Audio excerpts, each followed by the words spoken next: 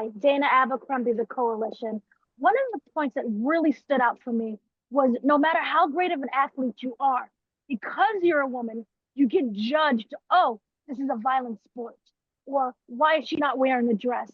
And so for you, Ryan, and the question is for all three of you, but for you, Ryan, I wanted to know in that moment of in the movie where there was the scene where she's trying to put on the makeup, she's trying to look the part of the psychological switch of becoming that or someone who you really wasn't, that wasn't you.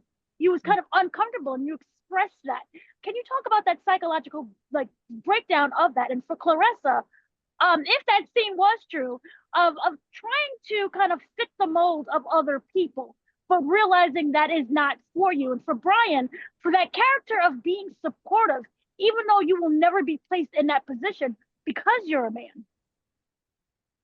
I can start off. I know, for me, it was one of my favorite aspects and just points of the film that it gets to. That scene is very special because it just represents a lot. Women are asked so much, and there's an immense amount of pressure put on us, in all industries.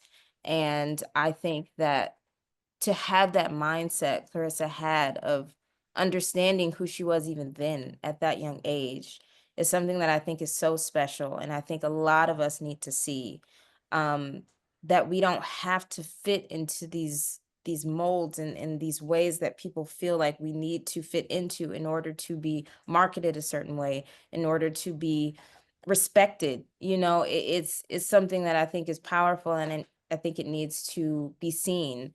And with a story like this in particular, I think there's so many points throughout that it really, really tells that in a beautiful way. But with that scene in particular, I think it's just very special because it's just a moment where she, you know, is trying to go there a little bit, but she's like, no, this isn't who I am. This isn't me, and it doesn't have to be. People constantly are telling us what we need to be all the time. So I think it's just inspiring to see someone like her play play that role. Well, me play that role, but her to be that person that, is like you don't have to do any of those things, and you don't have to fit into this box that people are trying to tell you need to fit into. So it was one of my favorite parts for sure, and I think it's very important.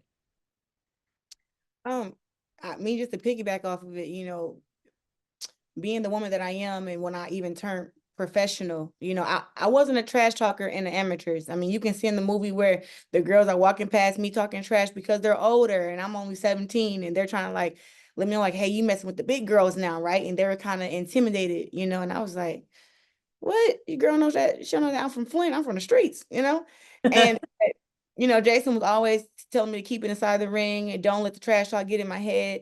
So then as I turned professional, I came out the gate with two Olympic gold medals, and just in my mind, I was like, I'm gonna let them tell me nothing. And they started off with the women don't trash talk, be ladylike, wear some dresses, put some heels on, wear some earrings, and I tried it. I tried it, but it was just like I have a genuine dislike for girls who I'm going to fight at that moment. Um, I don't like them. So I just can't fake the funk. So I told myself that I'm not going to fake it. I have tried so many different hairstyles, wigs, dresses, heels. I have been at events where my feet were hurting, and then the next day I couldn't train because I walked all night in heels. And then it got to a point where I said, you know what? I'm not doing anything I don't want to do. I'm not doing anything that's outside of my comfort zone. I'm going to sell women's boxing the way that I want to do it, because if I do it the way that these girls did it before, you're going to get the same results. And I feel like God chose me to be in this position, and I just had to embrace it. And soon, I mean, oh my gosh, soon as I embraced the GOAT, the greatest woman of all time, Claressa Shields, just that girl, and I embrace being different and wearing my hair how I want to wear it, wearing the lips that I want to wear, wearing makeup sometime, and then sometime going bareface. When I embraced that, that's when my boxing career started to change. And not just inside the ring, but outside the ring. That's when I became what I believe marketable, when I figured out who I was and what I wanted to stand for and what I wasn't going to go for, and embracing, who I am as a person. So it wasn't easy at first, because you have some people around you telling you, oh, if you do this, you will get the endorsements. If you do that, you'll get the sponsorships. And I just was like, listen, I've done all that. It was a time where I didn't trash talk. It was a time where I wore the makeup, where I wore the dresses and the heels, and I still was ignored. It was a time where I stopped trash talking, right? Or at least I tried to. Nothing worked. And I was like, you know what? It's stressing me out, because I feel like I'm this big and I mean this much to the world. And then people are trying to make you feel like you mean this much. And it was like, it's hard to exist in a world like that. And I said, you know what? I don't want that to be my world. So I carry myself like I'm this beam of confidence and happiness and strength. And I'm not gonna let anybody take that away from me. And now that I've done that, we're here. The fire inside comes out Christmas Day. And I got another fight coming up, and I'm the greatest woman of all time, not yesterday, but right now.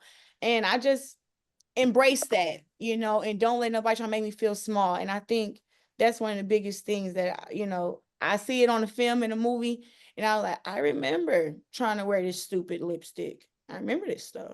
I remember trying to do my eyelashes. I remember looking at myself in the mirror like, should I wear my afro this fight, or should I put some braids in? Listen, I remember at the Olympics, they want me to braid my whole head in braids. And when she got to the last braid I didn't want any braids. I wanted to fight in an afro like Sugar Ray Leonard. They were like, Claressa, absolutely not. I was like, why not? And then I argue with everybody on the team. And then I was like, you know what?